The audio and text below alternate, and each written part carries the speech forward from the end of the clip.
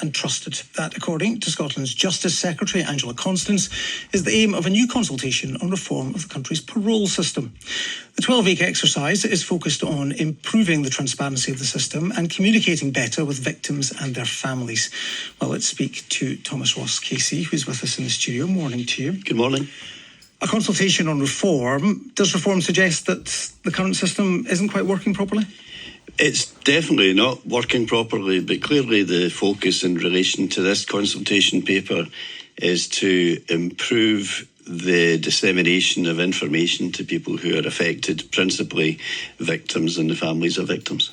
I can't help thinking that this is a mantra that we hear every time any kind of reform of the justice system comes up, that there seems to be an issue here when it comes to consulting those who are at the sharp end, as it were.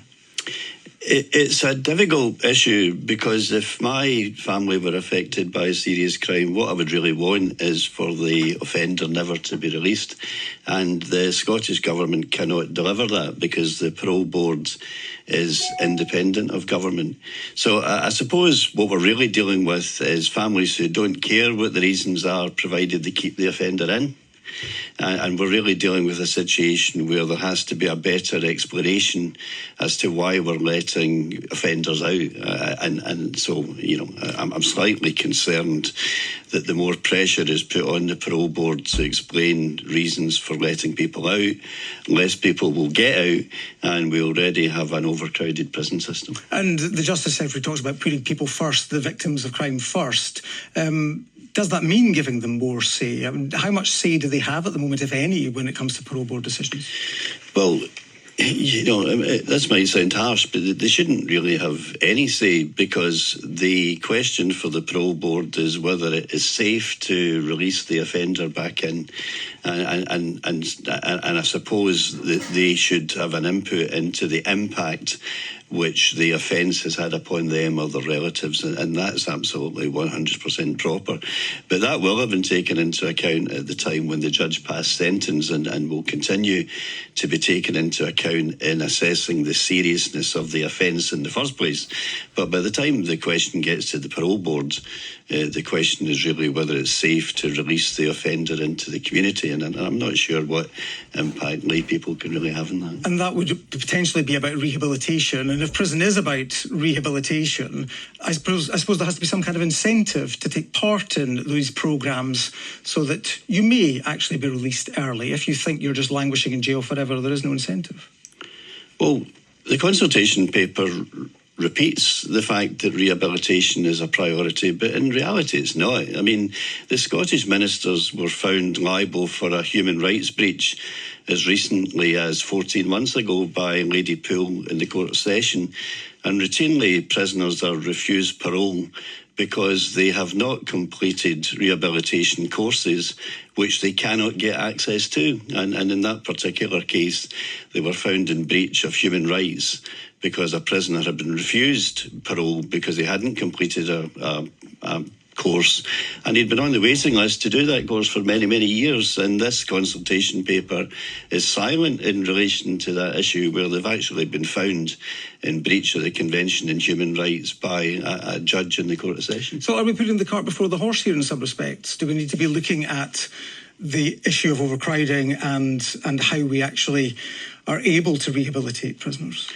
Both are legitimate aims, but in terms of priorities, we've got a massive difficulty in terms of prison numbers, and anything which might serve to increase the numbers is definitely a problem further down the line. And I suspect this might be an element of sugarcoating. We can explain it better. I'm all in favour of explaining the criminal justice system better to people who are affected by it. But ultimately, I'm not sure what difference it will make in relation to the real problem, which is there are far too many people in prison. This, of course, follows a story that people might have heard a couple of weeks ago, and we discussed it at the time with a KC who believed that change would not potentially be beneficial for the victims here. But this is families of, well, specifically the families of two murdered women, saying that parole should not be granted if the perpetrator will not released details of where their body is. These are two cases where no body has been found, even though people are in jail for the crime. How do you feel about that? Is that something? Can that circle be squared, as it were? I'm a bit uncomfortable about it, only for two reasons. Firstly, because it's already in the parole board rules that they can take that into account. But secondly, you can be convicted in Scotland in relation to a crime which somebody else has committed. And one of the most famous cases involved two accused who were convicted in relation to a young woman who had essentially disappeared. And I know the facts of that case intimately. And it's possible that the woman who's in prison for it doesn't know where the body of the deceased is. There was no evidence in the trial to suggest that she knew. So that person would then be in a position where she could never be released from custody because she did not give up information which she didn't have. When it comes to these consultations, because this is not the first one about changes, potential changes to the criminal justice system, do you feel listened to? No, I don't, and nor do the many members of the legal profession, but I don't think that we should have the only voice in relation to it. It's perfectly legitimate to take account of the opinions of victims and other people. But no, if you're asking me in general whether I think that the profession is listened to, I mean, they had a proposal for juryless trials, which almost everybody in the legal profession was against. But, it took many years to convince them to remove it from the bill. Thanks very much for coming to speak to us this morning. That is Thomas Ross, KC. Time now, 7:45.